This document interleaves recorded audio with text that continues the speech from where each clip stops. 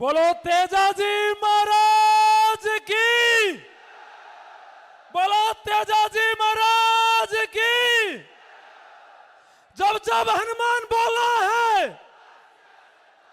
अरे जब जब हनुमान बोला है,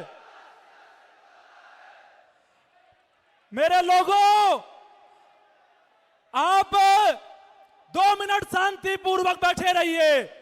अगर आप कुछ सुनना चाहते हो, आप इस संघर्ष के बारे में जानना चाहते हो, तो शांति बनाए रखे।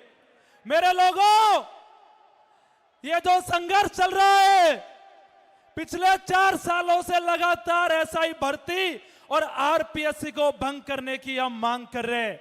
लेकिन कांग्रेस और भाजपा दोनों मिली हुई सरकारें हैं, दोनों का गहरा गठबंधन है पेपर लीक पर। मेरे भाइयों, ये एक दूसरे के ऊपर कोई कार्रवाई नहीं करते हैं। इन्होंने कहा था बीजेपी ने कि हम सत्ता में आएंगे तो मगरमच्छों को पकड़ेंगे। मेरे लोगों, कितने मगरमच्छों को पकड़ा? किसी को नहीं पकड़ा। जब हमने आंदोलन किया तो मनोज मीणा के उठा के जेल में भेज दिया। ऐसे लोगों की सत्ता है इस समय। मेरे भाइयों, साथियों, हम लोगों को एक बात समझनी होगी कि पिछले 1 महीने से शहीद स्मारक पर बैठकर नागौर के सांसद हनुमान बेनीवाल जी हमारे साथ इस लड़ाई को लड़ रहे हैं। और यह निकम्मी सरकार, यह गूंगी बहरी सरकार एक दिन भी हमसे वार्ता के लिए नहीं आई, एक अधिकारी भी वार्ता के लिए नहीं आया। यह दिखाता है कि यह सरकार कितनी बेशरम और निकम्मी हो चुकी है। मेरे भाइयों, मेरे लोगों, यह जो संघर्ष है 2021 से शुरू हुआ था। 2021 में किरोड़ी लाल जी भी हमारे साथ में संघर्ष कर रहे थे। लेकिन जब किरोड़ी लाल जी सत्ता में आए तो आवाज कहीं ना कहीं कम पड़ने लग गई और किरोड़ी लाल जी कमजोर पड़ने लग गए।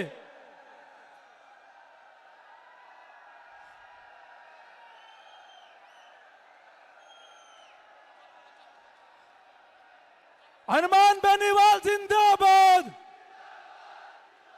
हनुमान बेनीवाल जिंदाबाद।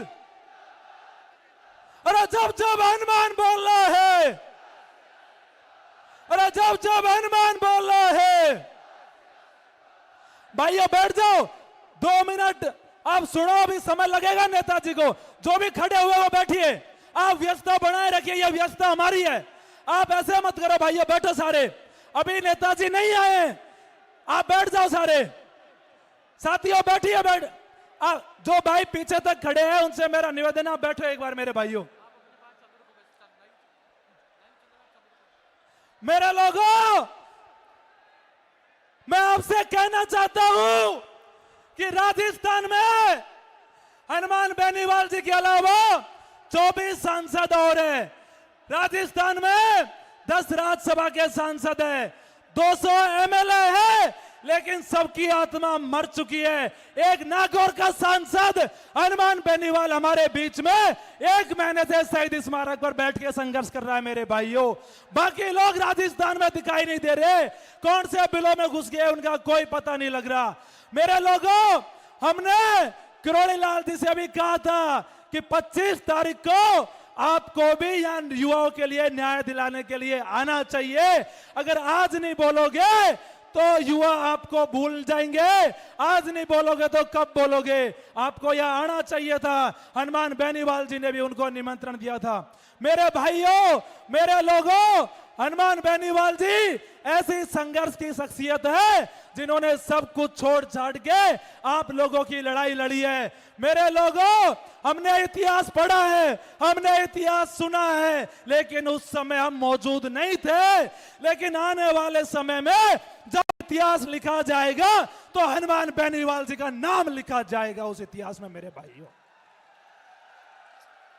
मेरे भाइयों, आज आप यहां इतनी बड़ी संख्या में पहुंचे हो तो मैं आपसे कहना चाह रहा हूं, मैंने हनुमान बेनीवाल जी से भी कहा कि भाई साहब, हमारे सब्र का बांध अब टूटने लग गया है। अब हम पे और शहीद स्मारक पर नहीं बैठा जाता। और एक बड़ी संख्या में रैली बुलाइए और भजनलाल सरकार की कुर्सी लेके आएंगे, सीएमआर की तरफ कूच करेंगे और इस गूंगी बहरी सरकार को सुनाने के लिए अब धमाके की जरूरत है मेरे भाइयों, धमाके की जरूरत है।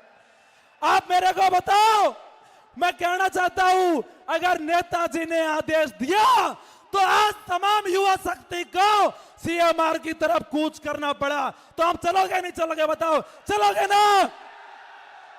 चलोगे?